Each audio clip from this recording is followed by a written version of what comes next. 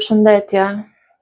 Më ka ndodhur disa herë që të shikoj në Instagram reels të njerëzve të cilët flasin për mënyrën e të ushqyerit, për kaloritë që duhet konsumojmë që të arrijmë të dobësohemi, për makrot e ushqimit.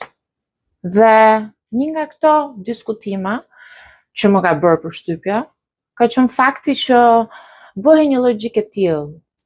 Nëse 1 gram protein ka 4 kalori, 1 gram karbohidrat ka 4 kalori dhe 1 gram yndyr ka 9 kalori, që këto janë informacione shumë të sakta, atëherë cilin mendoni ju që ne duhet të ulim në dietën tonë për të humbur peshë?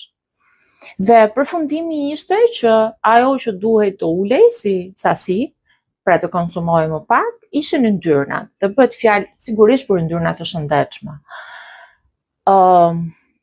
Kjo logjik më vjen keq ta them, por nuk ka të bëj fare me biologjinë tonë, sepse trupi ynë është shumë herë më i komplikuar, është perfekt, po është shumë herë më i komplikuar se sa një rregull treshi matematikor, që meqense këto dy të parat kanë më pak kalori, atëherë po heqim këtë që ka më shumë dhe nuk ka problem, dobësohemi dhe s'kemi probleme dhe e zgjidhëm edhe problemin e peshës.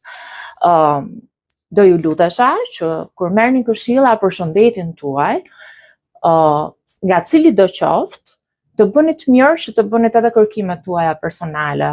Sepse yndyrnat janë të domosdoshme për organizmin tonë, për të rregulluar temperaturën e trupit, për energji, për të ruajtur qelizën, për të mbrojtur qelizat, për të rregulluar nivelin, për të prodhuar dhe për të rregulluar nivelin hormonal në organizëm dhe për shumë e shumë procese të tjera biologjike dhe që nuk mund të injorohen, pra nuk mund të themi ul shumë yndyrat atë shpëto.